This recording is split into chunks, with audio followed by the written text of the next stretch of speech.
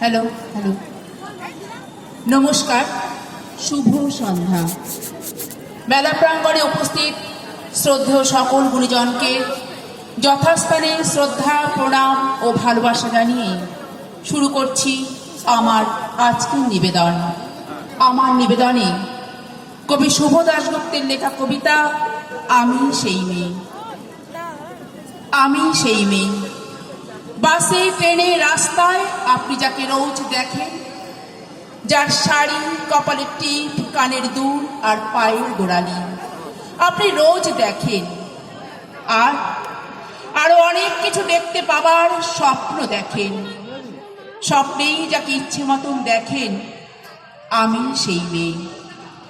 বিহারের প্রত্যন্ত এলাকায় দিনের আলোয় যার ছায়া মারানো আপনার ধর্মে নিষিদ্ধ, আর রাতের গভীরে যাকে বস্তি থেকে তুলে আনতে পাইকে বরকন্দাজ পাঠান আপনি, আর সুসজ্জিত বিছানায় যার জন্য অপেক্ষায় অধীন হয় আপনার রাজকীয় লাম্পট্য, আমি সেই মেয়ে।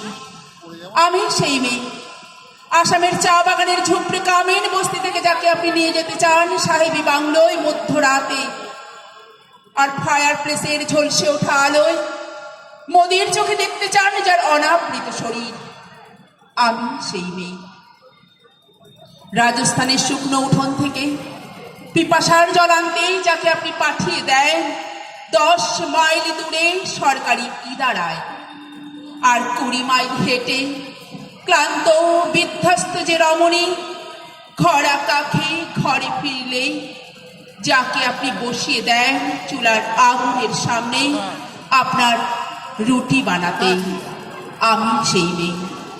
আমি সেই মেয়ে যাকে নিয়ে আপনি মগ্ন হতে চান গঙ্গার ধারে, কিংবা ভিক্টোরিয়ার সবুজে, কিংবা সিনেমা হলের নীল অন্ধকারে, যার চোখে আপনি এঁকে দিতে চান ঝুটা স্বপ্নের কাজল, আর ফুরিয়ে যাওয়া সিগারেটের প্যাকেটের মতো যাকে পথের দুপাশে ছুঁড়ে ফেলে দিয়ে আপনার ফুল সাজানো সুসজ্জিত গাড়ি এগিয়ে চলে শহরের পথে।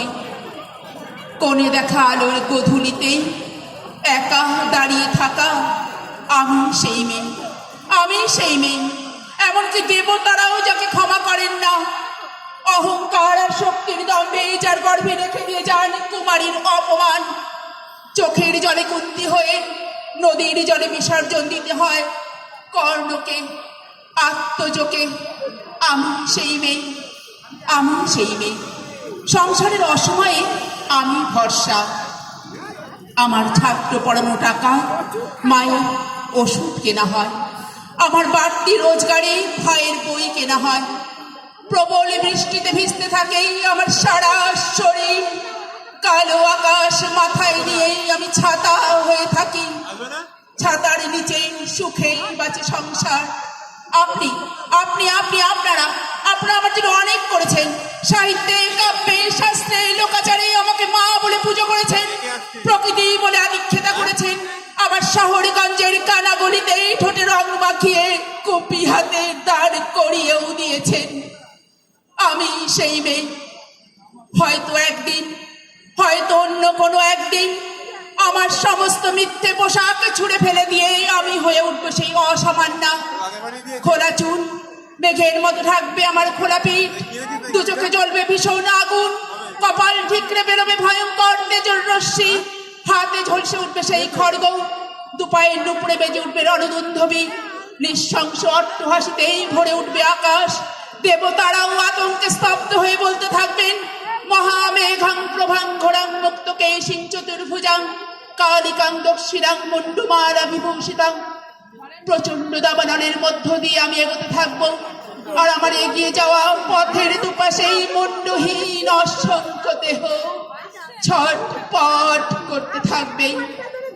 সভ্যতার দেহ, প্রগতির দেহ, উন্নতির দেহ, সমাজের দেহ।